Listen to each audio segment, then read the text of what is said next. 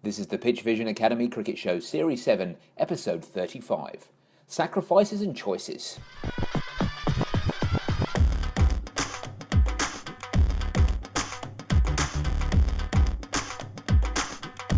Coming up on this week's PitchVision Academy Cricket Show, the coaches get together again.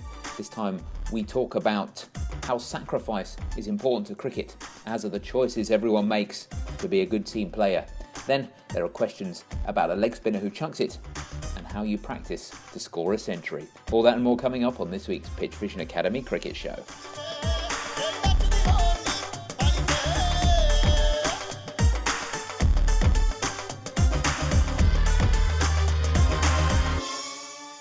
Welcome to the PitchVision Academy Cricket Show. It's a 376th version of this that we're doing, so we're just about getting the hang of it now. It's your guide to better cricket, of course.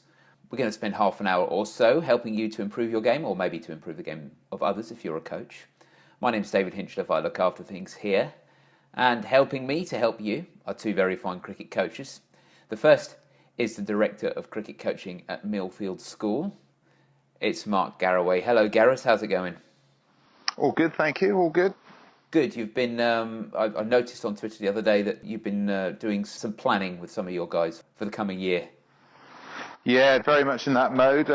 Finishing that by the end of this week, which is good because it does my head in as much as it probably does theirs in. But it's a vital part of the year to get it right, because then that means that we know exactly what we're trying to attack in the period up to Christmas.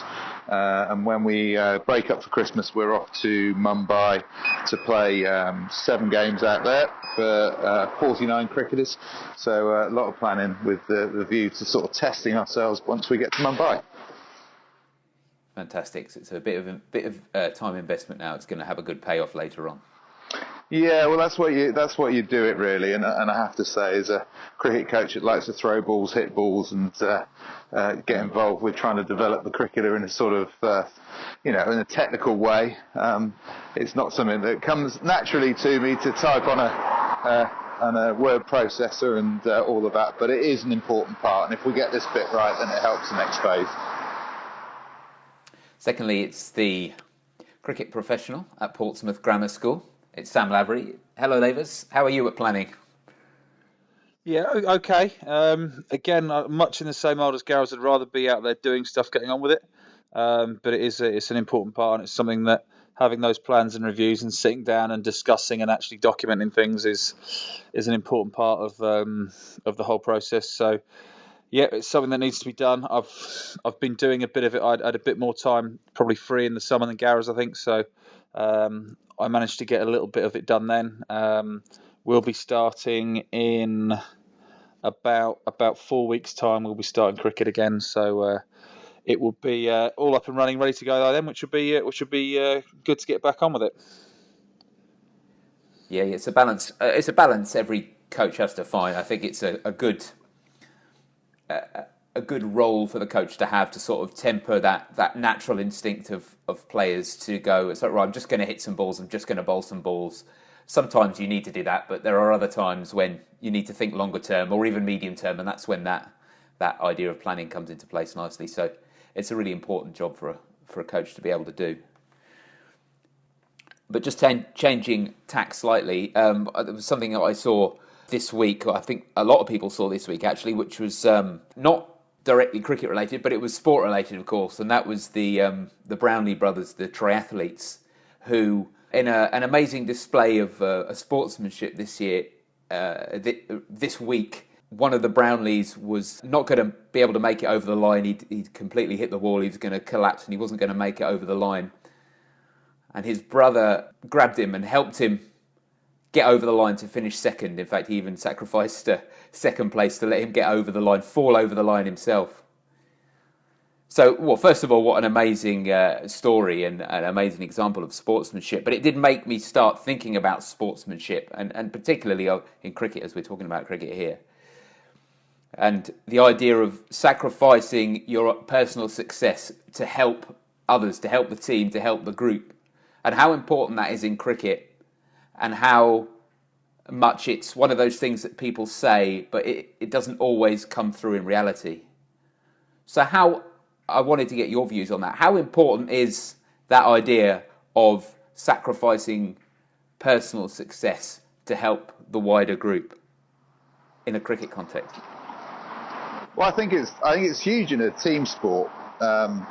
I think it's very important, and we see examples of it all of the time, with things like people giving each other throwdowns, people trying to develop each other's games in fielding practices, people having conversations about what they see in somebody else's game. These are things that we encourage as coaches, and most good teams, they're pretty prevalent, that sort of stuff. I think the interesting thing, or there's lots of interesting things that came out of that footage and the subsequent discussions that people are having all over the place about Jonathan and Alistair Brownlee, is that they're brothers, so obviously they're sort of their own team as well. They certainly compete against each other, but they are very much a sub-team and sharing each other's successes significantly. And what was brilliant was to see that immediate reaction, wasn't it, when Alistair came round the corner and saw his brother. Obviously he knew he was in front, but saw him really struggling, and it was an instantaneous reaction just to pick him up and drag him along, really, which was, something that possibly was less cognitive, less conscious decision than maybe we have in cricket teams, because they're brothers, they've trained together all their lives, they've lived with each other all of their lives. But one of the people that I worked under with England was guy Peter Moores, fantastic coach, but he always used to talk about being a band of brothers as a group of teammates, and I think the best example under his reign that we had where we got that band of brothers thing right was when we went to Sri Lanka and played Sri Lanka in one-day cricket over in their backyard at the hottest time of the year, and we got a terrible record over in that neck of the woods. And he really drove this band of brothers thing, where that type of decision that Alistair made to help Johnny would become more of an instinctive thing rather than let's make a decision on this.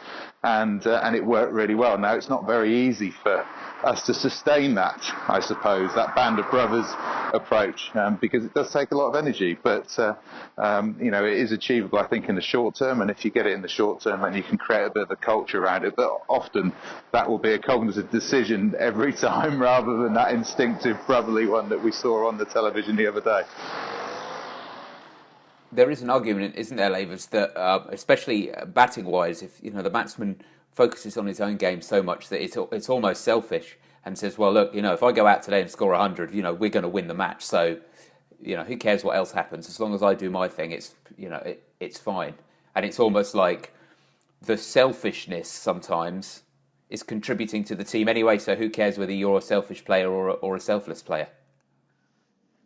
Yeah, I think that's something that's definitely been true in the past, is that, and that's quite a common phrase. If I can score 100, or if an individual can score 100, then the team's going to win, and that's had its relevance in the past. I'd start to question if that still has as much relevance now, simply because the numbers are changing, and if someone scores 100, does that mean the team scores 200, 250? That's quite clearly not a winning score these days, and obviously that'll depend on the conditions slightly, but in the past, when going back 10, 15 years, that would have been a really competitive score and you would have backed yourself to defend it. And these days things are different, and maybe the rule has to be changed to 150 or whatever it might be. So having that single-mindedness can have a positive impact on the team, even though it's kind of thinking individually about yourself and your performance. But ultimately, we, as batters, we're trying to focus on our performance, and as long as we're aiming it in the right direction, and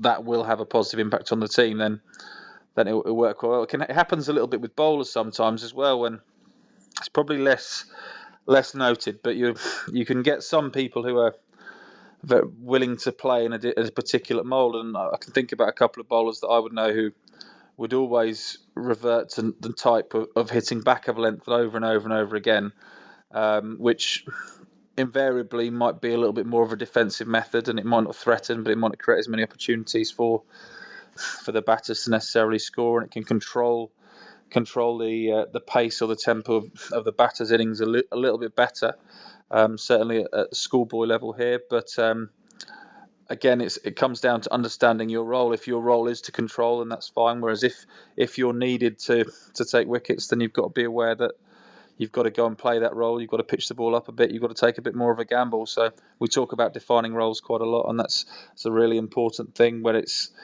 especially with individuals who may have that kind of single-minded streak about how they're going to play the game. I think if you're a big run scorer and a winning side, then you're going to get a lot more notice than maybe who's on the wrong end of results a lot more. So work for the team as much as you can, and your personal rewards will definitely come.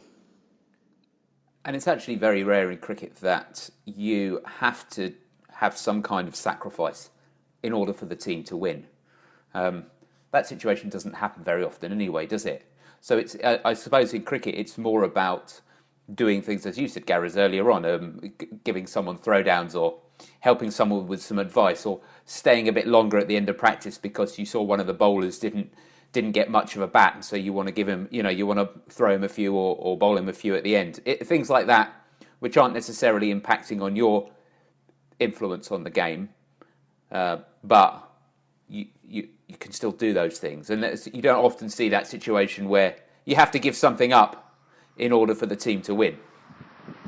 I suppose it's a difference between a choice and a sacrifice, isn't it? We're looking at choices here, and helping somebody else is more of a choice. I suppose the sacrifice would maybe be having a conversation with somebody on the flattest wicket in the world when you're chasing down a score, and having a conversation with a coach or a captain and saying, do you know what, I think actually that for the team and for us to have a better chance of winning, I might need to slide down a position and this guy might need to go up.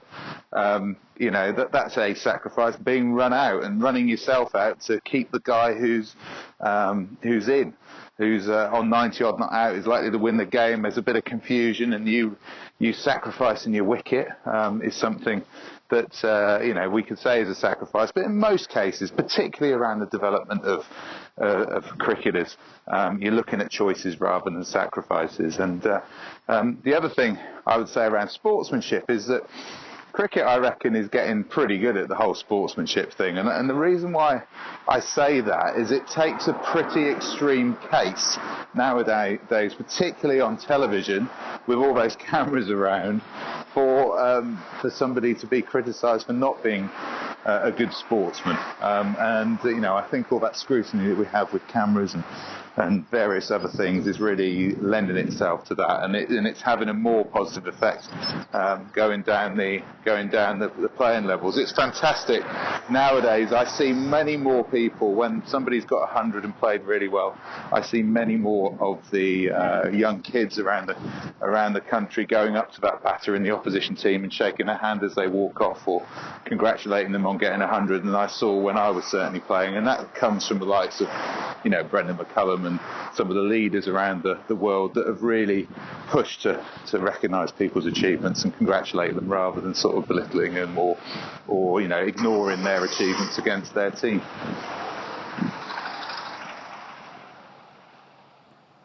Okay, let's wrap up this section with the yes-no round. That's 3 questions that can only be answered yes or no matter how much more the team want to say. I've got the question, so let's fire away. First question. Honesty is one of the most important parts of leadership. Yes. Second question. Young bowlers should be allowed to bowl more than 10 overs in 50-over cricket. No. Third question. Pink balls are the future. Yes.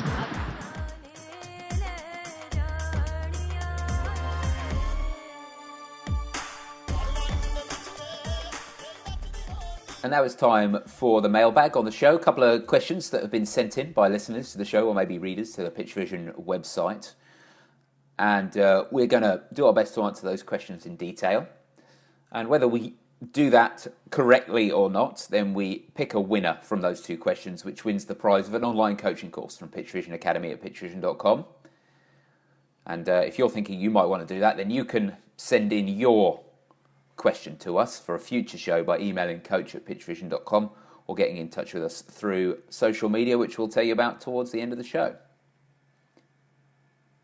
And the first question comes from Atulit, and Atulit says, I'm a leg spinner and I've been practicing it for about 2 years. I'm 15 years old.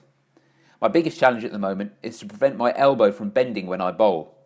It is very rare to see a leggy chucking, but I seem to have this problem. Most of the time, I'm not even aware of it.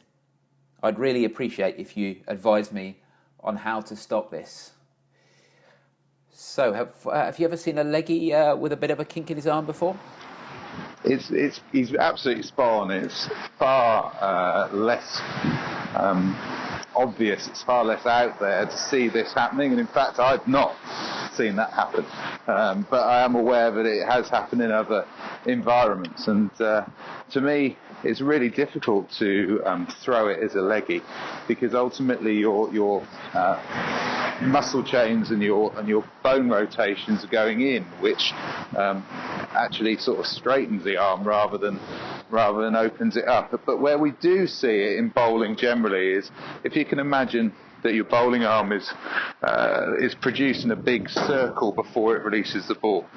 When that bowling arm gets to the bottom of that circle, prior to going up and over the top, when we see people that have got their palm facing upwards as they're starting that bowling circle, you will notice, and if you do it yourselves, listening to the podcast, if you do it yourselves, you'll notice that as you point your palm upwards, you'll get what we call a carry angle or a bend in the arm. Now, most leg spinners, when they reach forward and go into their bowling circle, will actually reach forward and the back of the hand will face the sky rather than the palm facing the sky. So that's where that's coming from, I should imagine. Without seeing video footage, obviously, it's really difficult for me to completely confirm that. But that's the most common thing in bowling, is when the arm gets to the bottom or towards the bottom of the bowling circle, that actually the palm is facing upwards rather than the back of the hand facing upwards to the sky. So have a look at that, and the best way to do it, get hold of a phone, get hold of a camera, video yourself from the side, making sure that it's the open side so they can see your chest, not your back, because obviously your body will probably obscure your bowling arm if you're taking it from sideways on with the camera behind pointing towards the back of the bowler, and you'll get a really good view. If it's not that, then send that bit of footage in, and maybe some from front on as well. Myself and Sam will have a look at it. But for me, that's the main cause of throwing, I suppose, in bowling, but it is not particularly common with leg spinners. Lavers, have you ever worked with anyone directly with this problem? I've probably seen 2 or 3, but that is kind of over a period of a long time. So it's not a common thing at all. The 2 that stick in my mind that I can picture still, one was very much a duck down, Paul Adams, head to the floor, which is effectively wrist spin. It's the same thing. And he was bending his arm would bend to try and get around his head. Obviously, when you duck that head down, it kind of gets in the way, and that's when you create a little bit of a tangle with your arms, and you tend to get in slightly different positions to the orthodox leg spinner. And one guy there had created a bent elbow to try and get his arm rotating around his head when his head was physically in the way. Another one was almost the opposite, where he was quite open. So he wasn't adopting that classic side-on leg spinner position. He would be a little bit more open to the midway or even beyond the midway. And as a result of that, when he lifted his arm, when his arm came over the top or when his shoulders would rotate up and over, his shoulders would stay pretty flat. And the best description I can give it is, instead of the bowling arm coming up and over the top, it would almost come through somewhere between the shoulder and the top of that arc. So he'd almost bowl through and he'd have a bend and extension. So, 2 different types there. Again, both of them were down to actually poor alignment. So one of them being way too open and the other one was being closed off with his feet, hips and shoulders. So those 2 were a result of that. So check that out again. But there aren't a lot of occurrences of this, as we've already said. So it's not like a particularly common incidence that we can point to and say, well, this is what happens usually, because we've seen this happen a lot it is something that's pretty unusual. So yeah, number one method would be get on the camera and start looking at where or why that might be happening if you can. So get your phone out, as Gareth said, send it in to us. Happy to have a look at it any time and offer any guidance we can. Okay, next question is from Robin, and Robin has got a pretty direct question, but it's quite an interesting one. Robin says, how do I score a century in a match? What practice sessions should I do? So he's got a goal. He wants to get to that magical 3 figures, and he wants to know how he should practice it. That's you don't normally hear that, so I thought it'd definitely be worth discussing. What do we think? Well, there's obviously loads of starting points on this, isn't it? Your technique and all of this malarkey has a huge bearing on whether you are capable of scoring 100. I've played with a lot of cricketers that are very capable of scoring hundreds from a technical point of view, and not all of them have scored hundreds. So for me, I would say the biggest thing you can take into nets in particular is trying to build an innings, trying to work out what your tempo is, trying to work out your game and be aware, because the guys that repeat the ability to score hundreds, and nowadays, as Sam alluded to earlier in the show, big hundreds, daddy hundreds, 200s, 300s, are the guys that are most aware about their game, most understanding of how their game fits within a cricket match, their best shots, which aren't their best shots, and that's really been built up over net sessions where they've been incredibly disciplined about what they're doing. Now, somebody like Hashim Amla will bat for 2.5 hours in a net session, but not all of us had the opportunity, or the sheer amount of bowlers that can do that, can produce number enough balls for us to do that.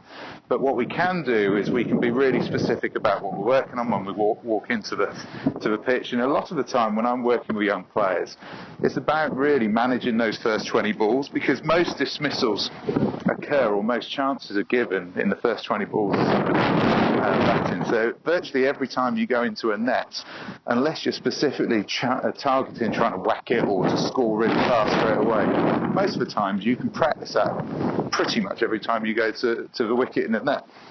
But I don't see enough people doing that. They're just people go in there and have a hit, as you said earlier, David. But if you go in there and say, right, I'm going to judge my success today on how I go about my first 20 balls, then you'll be practicing the thing that's going to happen to you most often when you step into the crease and when you bat out in the middle, because generally, unless you're a lower order player or you're always coming in with only a few balls to go, most batters get the opportunity to get that first 20 ball rights more often than not. So that'll be my starting point. And then really, you've got different ways of going about it. Some people chunk down, don't they? They go into working in 10-run blocks to get themselves up to 100. Other people don't operate like that. So, Kevin Petersons of this world wouldn't have operated. They'd just go about their business in a sort of organised but not overly structured fashion like that. So, to me, the starting point is having the ability to last the first 20 balls and manage those, because we get that opportunity heck of a lot as a top order batter. I assume you're a top order batter because you're talking about getting hundreds. So that would be my starting point. Then you can build on things like, being able to work under pressure, because that's going to happen. Fatigue is something that affects people that score hundreds. So the guys like Alistair Cook, who are immensely fit, are able to battle fatigue. So fitness comes into play, which can be practiced in a gym.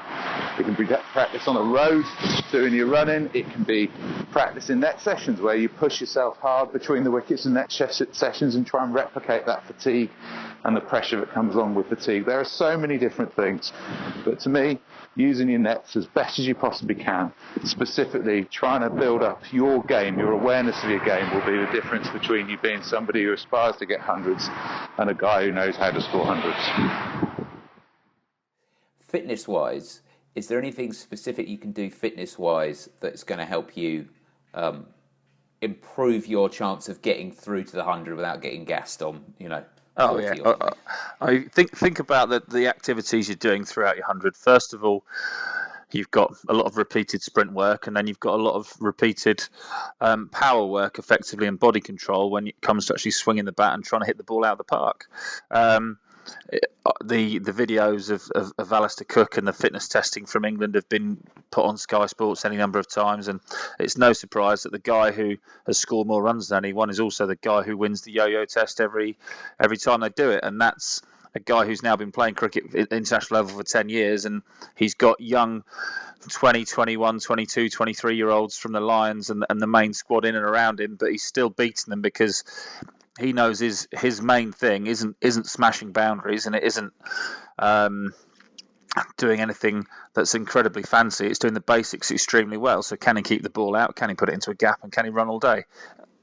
He can do all those three things more often than not. So as a result, he's scored a hell of a lot of runs. So in terms of pushing yourself, making as much of your physical training as specific as you can to what you're trying to achieve, and simple things like making sure that you have a running element to your training sessions and a fatigue, and that can be in your batting net, or it can be away from your batting net, or you might want to alternate or combine the two, so that sometimes you're practicing those sprints solely as sprint work, where you can work on that speed and change your direction, and you can really do it as a powerful high speed event. And sometimes it might be something that you're going to try and do within a net over a period of time. And if you're going to be lucky enough to face 200, 300 balls in a net like an Amler would, as Gareth alluded to earlier on, then that's fantastic. In reality, you might be thinking 50, 60 balls. So can we be doing something very simple, like can we be running a two as hard as you can every second or every third ball, or can you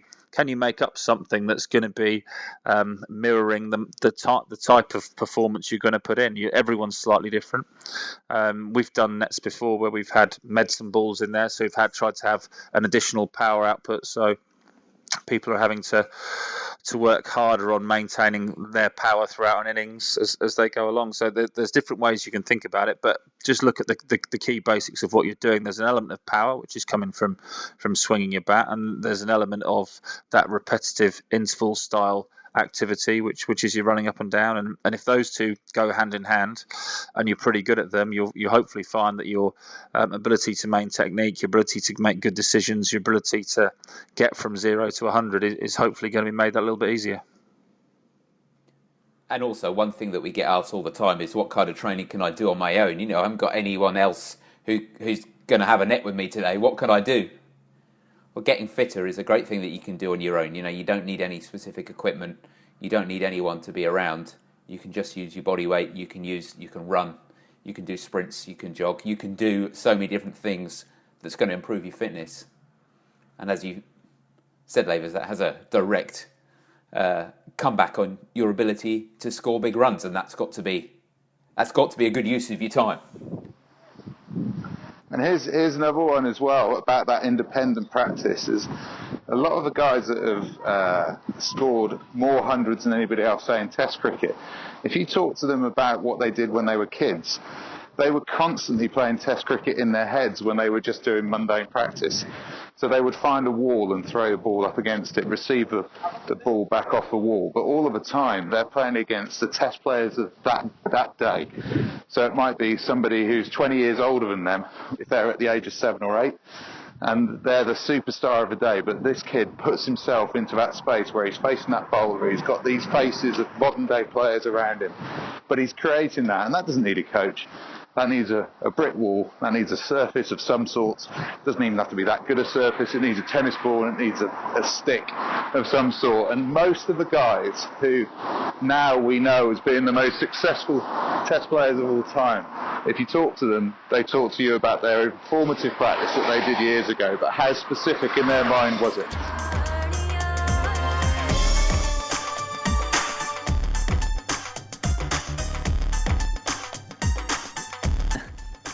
And that is the end of the show for another week. Just before we leave, we are going to decide on the winner of the competition. Of course, the prize is an online coaching course from PitchVision Academy at pitchvision.com. And the two questions on offer were Achilit's question about a leg spinner who throws it, and Robin's question about scoring hundreds. Which one did you prefer this week, Gareth? Well, I'm going to go with the batting one, actually, because whilst it's a really simple question, I think it's absolutely fantastic from Robin. And also, the leg spin question, I reckon there's going to be a follow-up to that. We've certainly asked for a follow-up to it, so I might assess that in future weeks. So this week, it's Robin. Congratulations, Robin, and yeah, it's great to have a goal, isn't it? If your goal is to make it to 3 figures, what a great motivation to go and get training and do more and work harder and work on your fitness and do all that stuff, which is really good. Gareth, if someone was listening to the show and they wanted to send in their question to us, how could they get in touch with the show? They could give us a call, David, on 0203 239 7543, or drop us an email at coach@pitchvision.com. That's right, social media, as I promised you earlier, our Facebook is facebook.com/PitchVision Academy, pretty easy, and our Twitter is @PitchVisionAcad.